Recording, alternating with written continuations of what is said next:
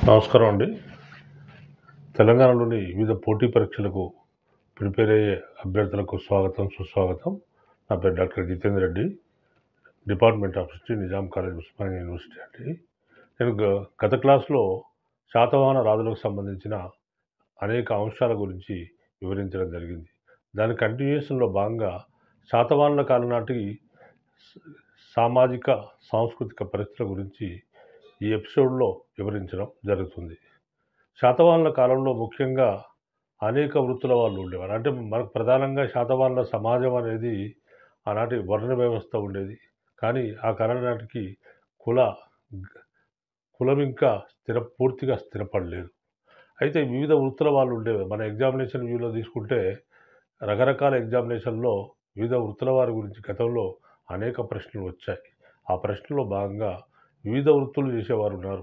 అంటే శాతవాహనుల కాలం నాటి వివిధ వృత్తుల వాళ్ళలో హాలికులు అంటే వ్యవసాయదారులు, వ్యవసాయం చేసేవారు. గోపాలకులు, గోపాలకంటే గోవులను కాసేవారు. తర్వాత కొలికులు అంటే శాలవారు లేదా బట్టలు నేసేవారు. తర్వాత వసకరులు అంటే మేదరవారు. వసకరులు అంటే మేదరవారు, మేదర పని చేసేవారు. తర్వాత వదకులు అంటే వడ్రంగి పని చేసేవారు. కాసకారులు అంటే కంచు పని చేసేవారు. తర్వాత కమారులు అంటే కమ్మరి పని చేసేవారు, కమ్మరులు. తర్వాత కాసకారులు అంటే కంచు పని చేసేవారు. తర్వాత కమారులు అంటే కమ్మరివారు. మణికారులు అంటే రాయి మెరుగు పట్టేవారు, రాతి పని చేసేవారు. సువనకులు అంటే బంగారు ఆభరణాలు చేసేవారు. చంకుకారులు అంటే చర్మకారులు, అంటే చెప్పులు కుట్టేవారు, రకరకాల ఆహ్, వృత్తులు చేసేవారు. తర్వాత గదికులు అంటే సుగంధ ద్రవ్యాలను తయారు చేసేవారు. తర్వాత సేది వారు అంటే స్వదేశీ వ్యాపారము, తర్వాత విదేశీ వ్యాపారం చేసేవారు, వ్యాపారులు. తర్వాత తిలపిష్టకులు అంటే తేలికవారంటే నూనెను తీసేవారు, గానుగ నుంచి నూనెను తీసేవారు. తర్వాత శేలవర్ధకులు అంటే శిల్పులు. తర్వాత కులారులు అంటే కుమ్మరులు. ఈ విధంగా ఆ రకరకాల వృత్తుల వారు శాతవాహనుల కాలంలో ఉండేవారు. ఈ వృత్తుల గురించి మనకు గతంలో అనేక ప్రశ్నలు, రకరకాల జతపరచుకునే అంశాల్లో ఈ ప్రశ్నలు గతంలో మనకు అడిగారు. తర్వాత శాతవాహనుల కాలంలో శ్రేణి వ్యవస్థ ఉండేది. శ్రేణి అంటే ఒకే వృత్తి చేసేవారు ఒక శ్రేణిగా ఏర్పడ్డారు. ఈ శ్రేణి వ్యవస్థ అంటే ఒక వృత్తి చేసేవారు ఒక శ్రేణిగా ఏర్పడ్డారు. ఈ శ్రేణి వ్యవస్థలో శ్రేణి ఉంటుంది. శ్రేణికి ఒక అధ్యక్షుడు ఉంటాడు. ఆయనను శ్రేష్ఠి అని అంటారు. అంటే ఆ వృత్తి చేసుకునే వాళ్ళు ఆ శ్రేణిలో వారి యొక్క కట్టుబాట్లను, వాళ్ళ యొక్క వ్యాపారకు సంబంధించిన కట్టుబాట్లను ఏర్పాటు చేసుకునేవారు. ఒక శ్రేణి అనేది ఒక బ్యాంకుగా, ఒక సంఘం, కుల సంఘం, ఒక వృత్తి సంఘం, ఒక బ్యాంకుగా కూడా ఉండేది. ఈ బ్యాంకులో తమ దగ్గర ఓ అప్పు మన పెట్టుబడి పెట్టాల్సిన వాళ్ళు బ్యాంకులో డబ్బులు వేసేవారు. తర్వాత అక్కడి నుంచి వడ్డీకి అప్పులు తీసుకునేవారు ఉండేవారు. తర్వాత శ్రేణికి సంబంధించిన అంశాలను, ఆనాటి వివిధ అంశాలను శ్రేణి ధర్మం అని అనేవారు. మనకు శాతవాహనుల కాలంలో 18 రకాల శ్రేణులు ఉన్నట్టు మనకు తెలుస్తుంది. అంటే వృషభదత్తుడు అనే పండితుని ప్రకారం, వృషభదత్తుడు అనే వర్తకుని ప్రకారం మనకు తెలిసేది ఏంటంటే 12% వడ్డీ వసూలు చేసేవారు. శాతవాహనుల కాలంలో 12% వడ్డీ వసూలు చేసేవారు. ఈ ప్రశ్న మనకు 2008వ సంవత్సరంలో గ్రూప్ 2లో అడగబడింది. శాతవాహనుల కాలంలో ఎంత శాతం వడ్డీ వసూలు చేసేవారంటే 12% వడ్డీ వసూలు చేసేవారు. తర్వాత మనకి ఈ కాలంలో శాతవాహనుల కాలంలో అనేకమైన అనేక పట్టణాలు వివిధ వృత్తులకు కానీ, వివిధ ఉత్పత్తులకు కానీ కేంద్రాలుగా ఉండేవి. మనకు శాతవాహనుల కాలంలో గూడూరు అనేది అక్కడ ఏం దొరికేవంటే సన్న బట్టలు, నేత బట్టలు బాగా విరివిగా లభించేవి. అదేవిధంగా వినుకొండలో లోహ పరిశ్రమ ఉండేది. తర్వాత పల్నాడులో వజ్ర పరిశ్రమ ఉండేది. వజ్రాలు ఎక్కువగా పల్నాడులో దొరికేవి, వజ్ర పరిశ్రమ ఉండేది. తర్వాత రోమ్ నాణాలు మనకు ఈ కాలంలో విదేశీ వర్తకం బ్రహ్మాండంగా సాగినట్టు మనకు విదేశీ ఆధారాల ద్వారా తెలుస్తుంది. అంటే మనకు శాతవాహనుల కాలంలో రోమ్ దేశంతో రోమన్ దేశంతో విశేషమైన వర్తకం చేసినట్టు జరిగినట్టు మనకు తెలుస్తుంది. దానికి గల కారణాలు ఏంటంటే రోమన్ నాణాలు శాతవాహన సామ్రాజ్యంలోని వివిధ భాగాల్లో మనకు బయలుపడ్డాయి. ఈ విధంగా రోమన్ నాణాలు ఎక్కడెక్కడ బయలుపడ్డాయి? రోమన్ నాణాలు బయలుపడ్డ ప్రాంతాలు సూర్యాపేట, ఏలేశ్వరం, నాగార్జునకొండ. సూర్యాపేట, ఏలేశ్వరము, నాగార్జునకొండ ప్రాంతాల్లో శాతవాహనులకు సంబంధించిన రోమన్ నాణాలు లభించాయి. తర్వాత మనకు ఈ కాలంలో వర్తకం చేసేవారు వాళ్ళు ఏం చేసేవారంటే వస్తు మార్పిడి పద్ధతి కూడా ఉండేది. ఒక వస్తువు ఇస్తే దానికి బదులు మరొక వస్తువు ఇచ్చేవారు. ఈ పద్ధతి కూడా వస్తు మార్పిడి పద్ధతి ఉండేది. అయితే ఆ కాలం నాటి వర్తక సంస్థలు వర్తకం చేసుకునేవారు ఏం చేసేవారంటే తమ యొక్క ప్రయోజనాల కొరకు, తమ ఆర్థిక ప్రయోజనాల కొరకు పంచ్ మార్కుడు కాయిన్స్ అంటే చీన ముద్ర నాణాలు ముద్రించుకునేవారు. ఈ చీన ముద్ర నాణాలతోని వర్తకం చేసుకునేవారు. తర్వాత ఈ కాలంలో అనేకమైన నాణాలు మనకు లభించాయి. అవేంటంటే సీసము, అనేక లోహాల్లో నాణాలు లభించాయి. అవేంటంటే సీసము, పొటీను, రాగి, వెండి నాణాలు లభించాయి. ఈ లోహాల్లో మనకు నాణాలు లభించాయి. మరి ఈనాటి నాణాలను ఏమనేవారంటే కర్షాపరం అనేది ఒక నాణ్యము. తర్వాత కుశనము, తర్వాత సువర్ణము, తర్వాత ప్రతీక అనే నాణాలు ఈ కాలంలో ఉండేవి. ఇవన్నీ కూడా మనకు ఆర్థిక పరిస్థితులకు సంబంధించిన కొన్ని అంశాలుగా మనం చెప్పుకోవచ్చు.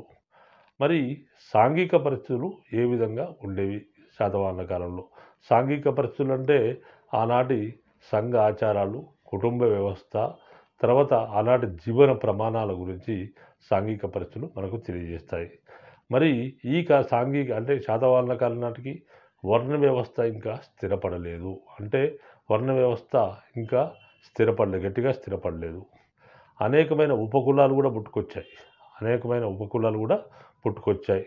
ఈనాటి ఉపకులాల్లో మనకు హాలక, తర్వాత గోలక, తర్వాత కులిక అనే ఉపకులాలు కూడా ఈ కాలంలో పుట్టుకొచ్చాయి.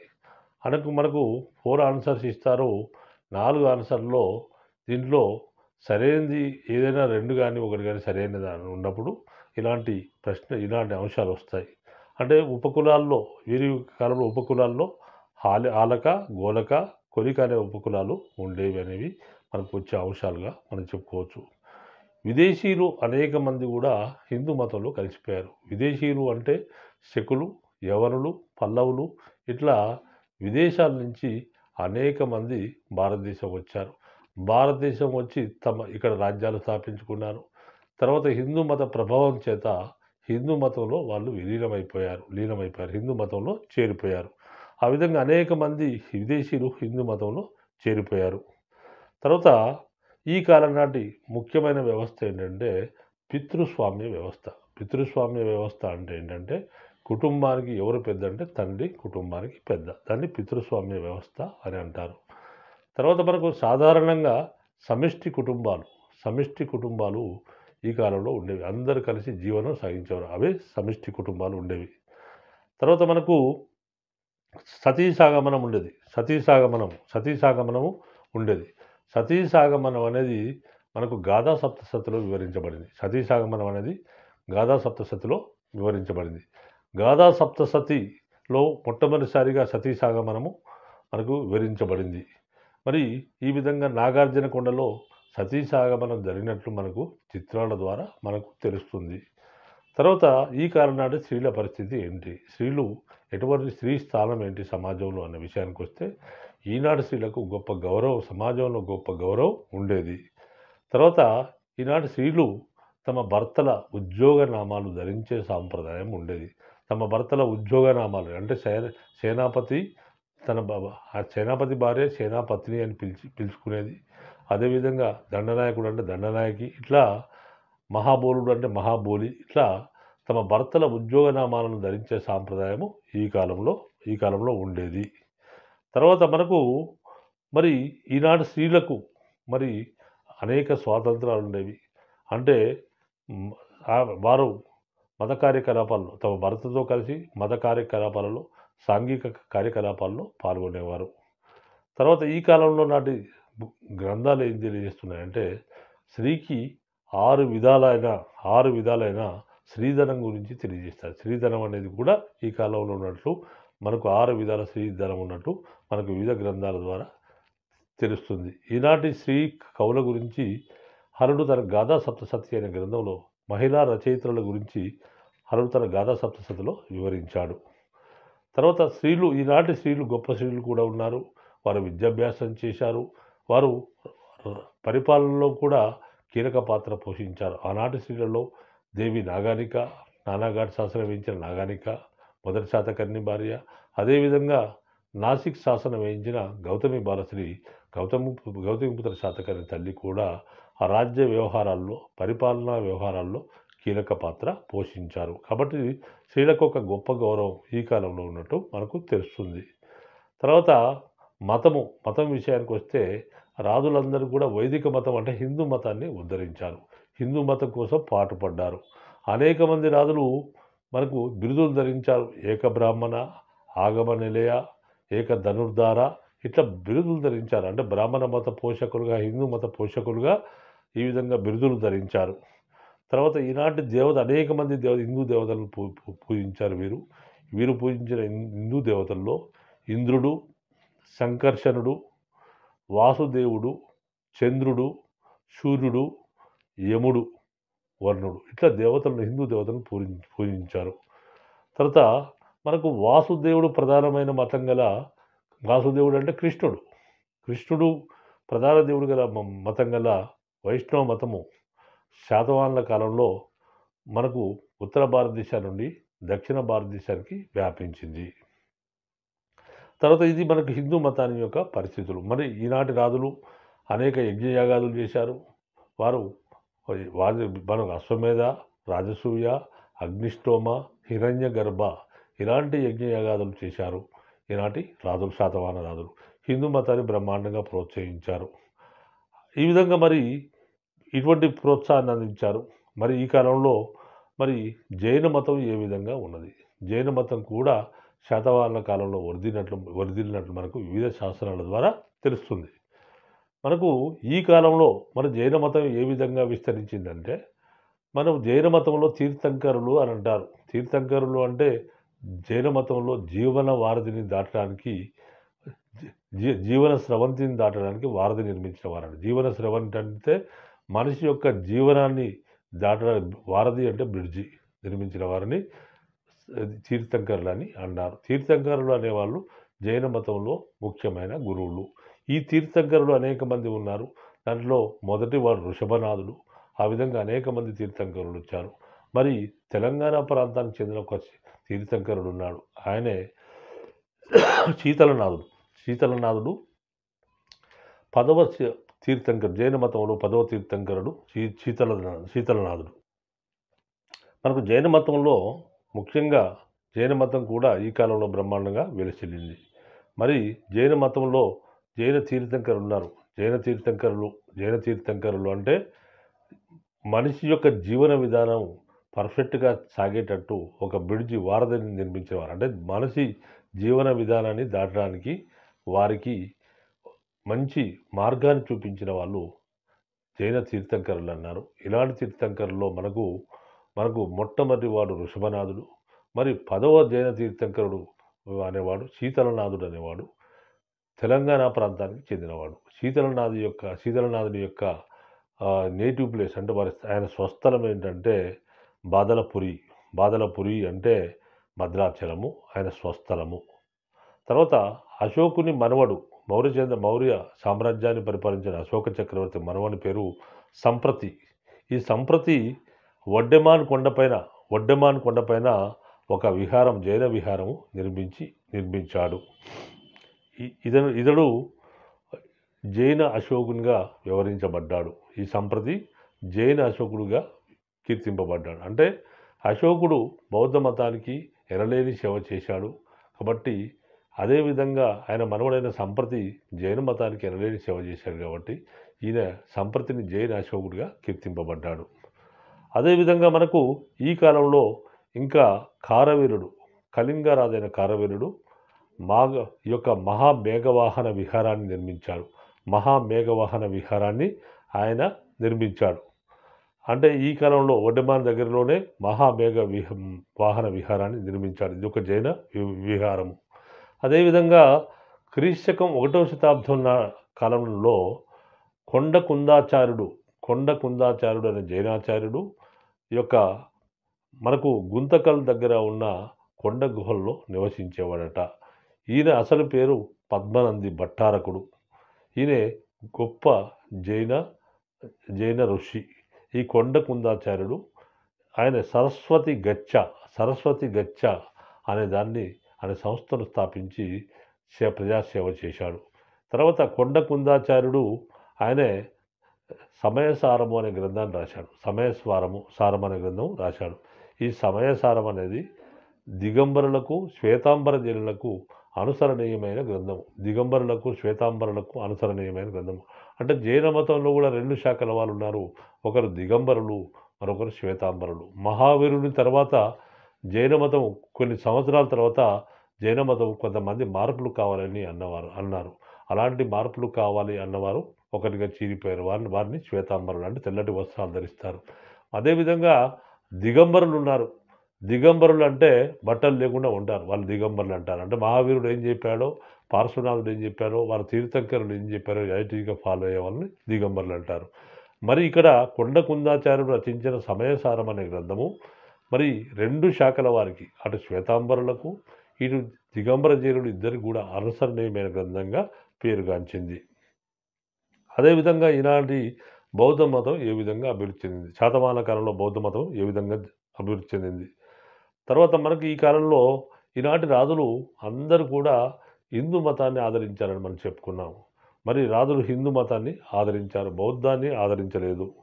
మరి ఇటువంటి సమయంలో మరి అంతఃపుర రాణులు, ఆ కాలం నాటి వర్తకులు, పాఠకజనులు, స్త్రీలు ఇట్లా వీరు వారని డిఫరెన్స్ లేకుండా అందరూ కూడా మరి బౌద్ధ మతానికి భారీగా విరాళాలు ఇచ్చారు. ఫలితంగా బౌద్ధ మతం నిర్మాణాలు చాలా గొప్పగా సాగాయి. ఈ విధంగా చేసినప్పుడు రాజులు కూడా తమ ప్రజలు ఏ విధంగా పోతారో దాన్ని కాదనలేకుండా వాళ్ళు చూస్తూ ఉండిపోయారు. తర్వాత రాజులు బౌద్ధాన్ని పెద్దగా ఆదరించినప్పటికీ కూడా ప్రజా ఉద్యమంగా సాగింది కాబట్టి రాజులు కూడా ప్రజల యొక్క కోరికను మన్నించాల్సిన తప్పనిసరి పరిస్థితి ఏర్పడింది. మరి ఈ కాలంలో మరి మనకు ఆ కాలం నాటికే బౌద్ధం 2గా చీలిపోయింది. బౌద్ధ మతాన్ని గౌతమ బుద్ధుడు స్థాపించాడు. గౌతమ బుద్ధుడు చనిపోయిన 100 సంవత్సరాల తర్వాత బౌద్ధ మతంలో కూడా హిందూ మత ప్రభావం వల్ల బౌద్ధ మతంలో కూడా మార్పులు కావాలని కొంతమంది అన్నారు.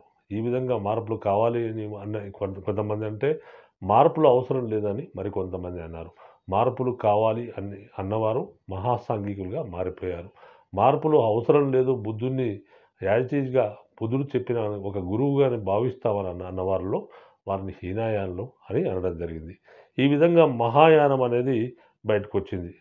తర్వాత ఈ విధంగా మహాయానము మహాసాంఘికం అంటే మనకు ఇక్కడ 2గా చీలిపోయింది. మహాసాంఘికులు, హీనయాన్గా 2గా చీలిపోయింది. ఈ విధంగా మహాసాంఘికవాదం అనేది మనకు దక్షిణ భారతదేశానికి వచ్చింది. మహాసాంఘిక ఈ యొక్క బౌద్ధ మతానికి దక్షిణ భారతదేశంలో ముఖ్య కేంద్రం ఏంటంటే ధాన్యకటకం అనేది ముఖ్య కేంద్రంగా ఉండేది. తర్వాత అమరావతి శాసనంలో చైత్యకుల ప్రస్తావన ఉన్నది. అమరావతి శాసనంలో చైత్యకుల ప్రస్తావన, చైత్యకులు అంటే ఎవరు, చైత్యకుల ప్రస్తావన ఉన్నది. మరి చైత్యకవాద అంటే బౌద్ధ మతంలో అంటే మహాసాంఘికుల్లో చైత్యకవాదం అనేది ఒక శాఖ. అనేక శాఖోపక శాఖలుగా చనిపోయింది మహాసాంఘిక బౌద్ధము.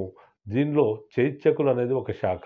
ఈ చైత్యకవాద శాఖను ఏర్పాటు చేసిన వాడు మహాదేవ భిక్షువు తెలుగు ప్రాంతాల్లో మొట్టమొదటి బౌద్ధ మత గురువు. ఈ మహాదేవ భిక్షు యొక్క చైత్యకవాద శాఖను ఏర్పాటు చేశాడు. మరి చైత్యకవాద శాఖ వారు ఏం చేసేవారంటే బుద్ధుని జీవిత ఘట్టాలను పూజించేవారు. బుద్ధుని జీవిత ఘట్టాలు అంటే బుద్ధుడు యొక్క ఆయన జననాన్ని యొక్క పువ్వుతో పోల్చేవారు. అదేవిధంగా గుర్రం అంటే నిష్క్రమణ అంటే తన సత్యాన్ని శోధించడానికి అడవుల్లోకి వెళ్ళడానికి గుర్రం మీద వెళ్ళాడు కాబట్టి గుర్రాన్ని పూజించేవారు. అదేవిధంగా బోధి వృక్షాన్ని అంటే బోధి వృక్షం కింద ఆయన జ్ఞానోదయమైంది కాబట్టి బోధి వృక్షాన్ని పూజించేవారు. అదేవిధంగా తాను ఆర్జించిన జ్ఞానాన్ని తొలిసారి వారణాసిలోని మృగదావనంలో తన పూర్వ సాహసులైన 5 బ్రాహ్మణులకు బోధించాడు కాబట్టి దాన్ని ధర్మచక్ర ప్రవర్తన అన్నారు. అంటే ధర్మచక్రాన్ని పూజించేవారు. చివరికి బుద్ధుడు నిర్యాణం చెందాడు, చనిపోయాడు, పరమపదించాడు. ఆ విషయాన్ని స్తూప రూపంలో వాళ్ళు పూజించడం జరిగింది. ఈ విధంగా బుద్ధునికి సంబంధించిన తన జీవితంలో సంబంధించిన 5 అంశాలను వీళ్ళు పూజించేవారు. మరి మరి ఈ చైత్యకులు అనేవాళ్ళు బుద్ధునికి లోకోత్తర గుణాలను అంటగట్టారు. అంటే లోకోత్తర గుణాలు అంటే బుద్ధుడు ఒక గురువుగానే ఉన్నాడు ఈ కాలం వరకు. కానీ బుద్ధునికి ఒక దేవుడు అనే ఒక రూపం ఇచ్చారు. ఒక దేవుడు అనే రూపం ఇచ్చారు. అంటే మిగతా హిందూ దేవాలయాల్లో దేవునికి ఏ విధంగా పూజలు చేస్తారు, దేవునికి ఏ విధంగా ధూప దీప నైవేద్య ఆరాధన చేస్తారో బుద్ధునికి కూడా ఈ చైత్యకవాద శాఖ వాళ్ళు ఈ విధంగానే ఆరాధన చేయడం, పూజించడం మొదలుపెట్టారు.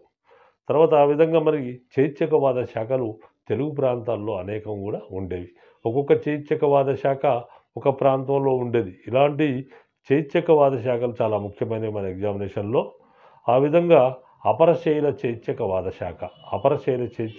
శాఖ వాళ్ళు ఎక్కడుండేవారంటే నాగార్జునకొండలో ఉండేవారు. అదేవిధంగా పూర్వశైల చైత్యకవాద శాఖ వారు అమరావతిలో ఉండేవారు. తర్వాత ఉత్తరశైల చైత్యకవాద శాఖ వారు జగ్గయ్యపేట కేంద్రంగా ఉండేవారు. తర్వాత రాజగిరక చైత్యకవాద శాఖ వారు గుంటుపల్లిలో కేంద్రంగా ఉండేవారు. తర్వాత సిద్ధార్థక చైత్యకవాద శాఖ వారు గుడివాడ కేంద్రంగా ఉండేవారు. తర్వాత ఈ విధంగా మహాసాంఘిక చైత్యక సిద్ధాంతాలే మహాయానానికి దారితీశాయి. మహాసాంఘిక అంటే ఈ విధంగా హీనయానం మహాసాంఘికవాదం అయింది కాబట్టి ఈ యొక్క మహాసాంఘికవాదంలో చైత్యక సిద్ధాంతం వచ్చింది, చైత్యక శాఖ వచ్చింది. ఈ మహాసాంఘిక చైత్యక సిద్ధాంతాలే మహాయాన సిద్ధాంతంగా దారితీశాయి. మరి మహాయానానికి ఈ యొక్క మంచి గ్రంథం ఏంటంటే, ప్రామాణిక గ్రంథం ఏంటంటే ప్రాజ్ఞాపారమిత శాస్త్రము. ప్రాజ్ఞాపారమిత శాస్త్రము అనేది మహాయానానికి ప్రముఖమైన గ్రంథము. ఈ ప్రాజ్ఞాపారమిత శాస్త్రాన్ని ఆచార్య నాగార్జునుడు రచించాడు. మరి ఆచార్య నాగార్జునుడు అనేవారు ఎవరు? ఆచార్య నాగార్జునుడు ప్రాజ్ఞాపారమిత శాస్త్రాన్ని రచించి ఆయనే దీనికి మహాయానానికి ఒక ప్రామాణిక గ్రంథంగా చేశాడు. మరి ఆచార్య నాగార్జునుడు ఎవరు అంటే ఒక బౌద్ధ మత ఆచార్యుడు. ఆచార్య నాగార్జునుడు అనేవాడు ఎక్కడివాడనే అంశంలో అనేక వాదనలు ఉన్నప్పటికీ లంకావతార సూత్ర అనే గ్రంథము వల్ల మనకు లభించే సమాచారం, లంకావతార సూత్రం నుంచి మనకు లభించే సమాచారాన్ని బట్టి ఈ ఆచార్య నాగార్జున యొక్క స్వస్థలము దక్షిణ భారతదేశంలోని వేదలి ఆయన జన్మస్థలము. తర్వాత మరి ఆచార్య నాగార్జునుడు ఏం బోధించాడంటే మాధ్యమిక వాదము, మహాయానము, శూన్యవాద సిద్ధాంతాలను ప్రతిపాదించాడు. మాధ్యమిక వాదాన్ని ప్రతిపాదించాడు, మహాయానాన్ని ప్రతిపాదించాడు, శూన్యవాద సిద్ధాంతాలను ప్రతిపాదించాడు.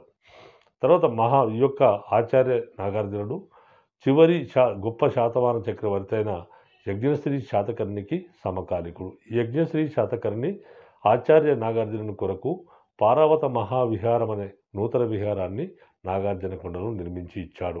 అదే విధంగా మరి ఆచార్య నాగార్జునుడు యజ్ఞశ్రీ శాతకర్ణి కొరకు శ్రీపర్వతంలో మహావిహారాలు నిర్మించాడు.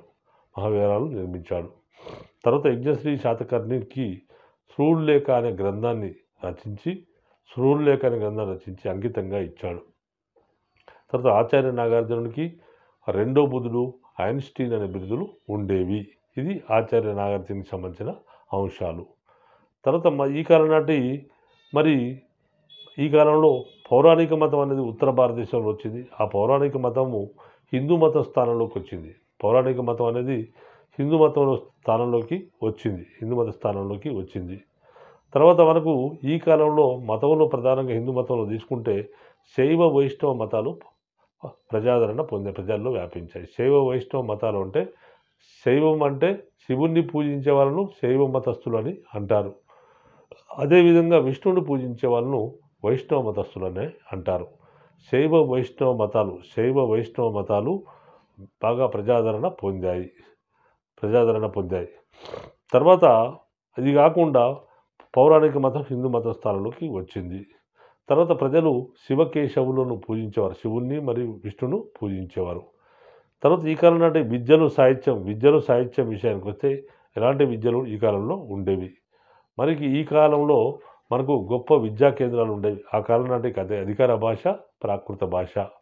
మరి ఈ కాలం నాటి విద్యా కేంద్రాలుగా నాగార్జునకొండ ధాన్యకటకంలో గొప్ప విశ్వవిద్యాలయాలు ఉండేవి. తర్వాత మనకు శ్రీపర్వతంలో ఒక పెద్ద గ్రంథాలయం ఉన్నట్టు మనకు చైనా యాత్రికుడైన పాహియాన్ రచనల ద్వారా తెలుస్తుంది.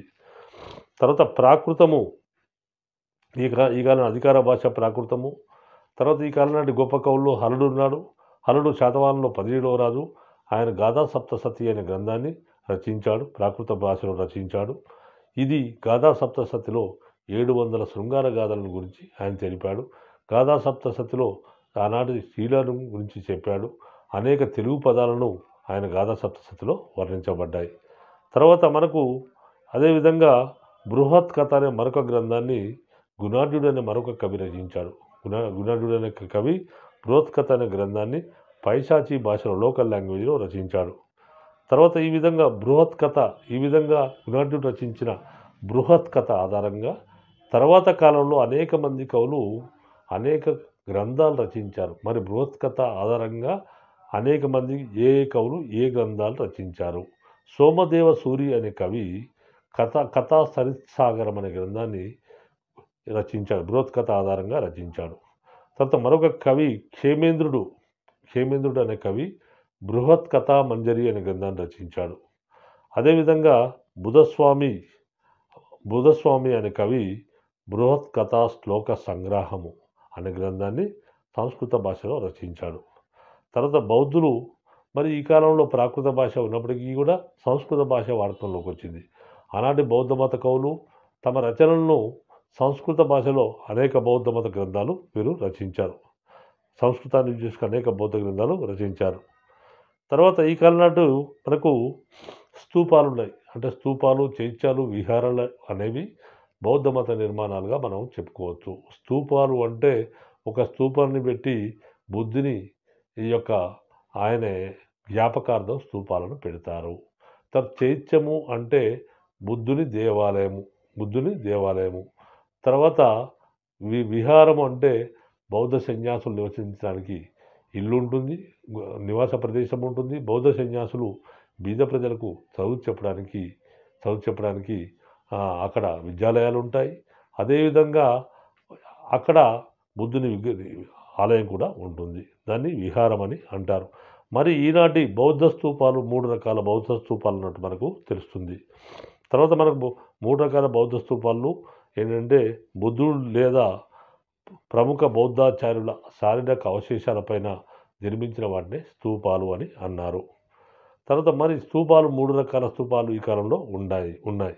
అదేంటంటే మొట్టమొదటి రకము ధాతు గర్భాలు అంటే బుద్ధుని శారీరక అవశేషాలపైన నిర్మించిన వాటిని ధాతు గర్భాలని, అలాంటి స్తూపాలను బుద్ధుని శారీరక అవశేషాలపై నిర్మించిన స్తూపాలను ధాతు గర్భాలని అన్నారు. ఇలాంటి స్తూపాలు మనకు తెలుగు ప్రాంతాల్లో బట్టిప్రోలు, అమరావతి, జగ్గేపేట, ఇంద్రపురి అనే ప్రాంతాల్లో ఇలాంటి స్తూపాలు మనకు ఉన్నాయి. తర్వాత రెండో స్తూపాలు పారిభోజకాలు.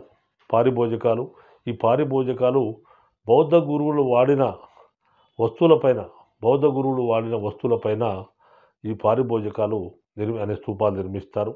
మరొక 3వ స్తూపాలు ఉద్దేశిక స్తూపాలు అనేవి వ్యక్తుల జ్ఞాపకార్థం నిర్మించిన స్తూపాలను ఉద్దేశిక స్తూపాలు అని అంటారు. వ్యక్తుల జ్ఞాపకార్థం నిర్మించిన స్తూపాలను ఉద్దేశిక స్తూపాలని అంటారు.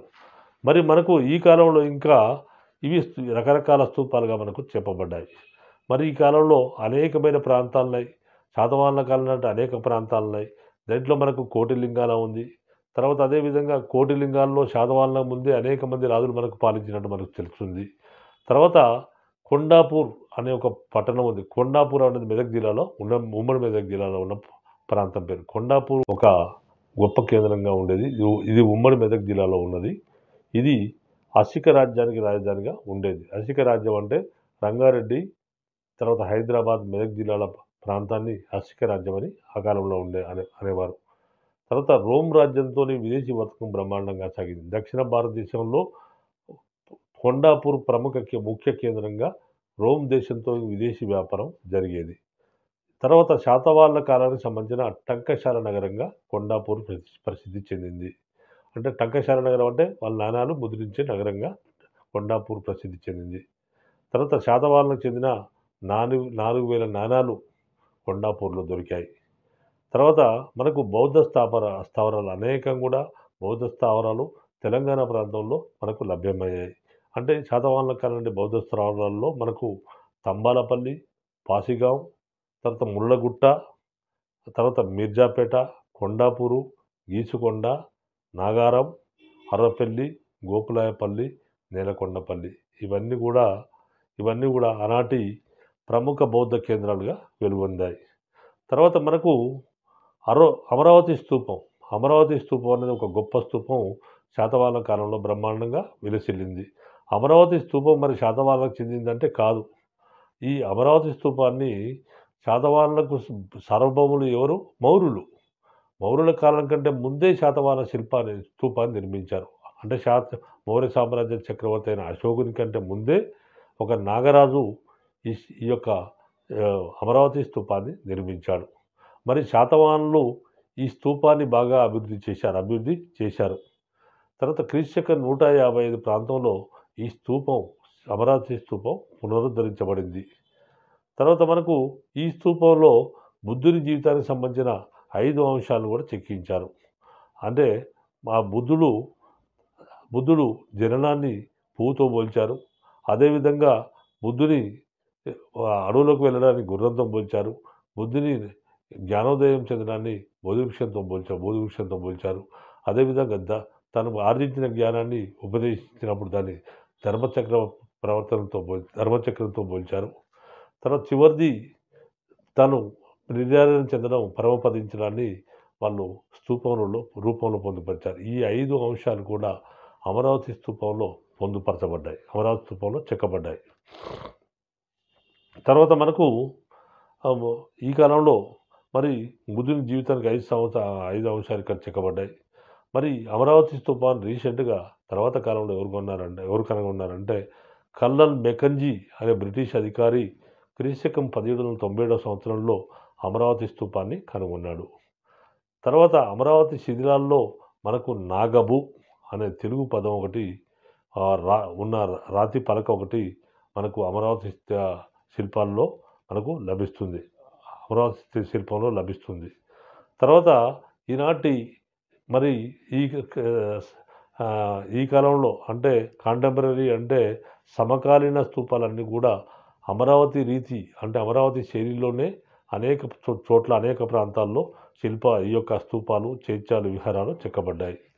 తర్వాత ఈ కాలం నాటి చిత్రలేఖనం శాతవాహనుల కాలం నాటి చిత్రలేఖనంలో శాతవాహనుల కాలంలో అజంతా ఎల్లోరా గుహలనే మహారాష్ట్రలో అజంతా ఎల్లోరా గుహల్లో వివిధ రాజవంశాల వారు తమ చిత్రాలను చెక్కించారు. మరి తర్వాత వచ్చిన చరిత్రకారులు ఏ గుహ ఏ రాజవంశానికి చెందిందని విభజించి ఆ గుహకు నెంబర్లేసి పలానా గుహ పలానా రాజవంశానికి చెందిందని చెప్పడం జరిగింది. మరి ఈ కాలంలో అజంతాలోని 9-10 నెంబర్ గుహలు శాతవాహనుల కాలంలో నాటివని మనకు తెలుస్తుంది. అదేవిధంగా 10వ గుహలోని శ్వేత గజజాతక చిత్రం అనేది ప్రధానమైనది. 10వ గుహల్లో శ్వేత గజజాతక చిత్రం అనేది ప్రధాన చిత్రంగా చెప్పబడింది. తర్వాత అదేవిధంగా శాతవాహనుల కాలంలో వాళ్ళు రామాయణము, తర్వాత భాగవతము, తర్వాత పురాణాలను తమ ఇండ్ల గోడలపైన చెక్కించుకున్నారు.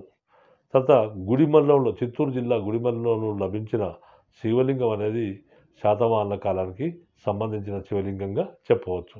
మనం ఈ విధంగా శాతవాహనుల కాలం నాటి సాంస్కృతిక సాంఘిక పరిస్థితులను మనం ఈ విధంగా చెప్పుకోవచ్చు.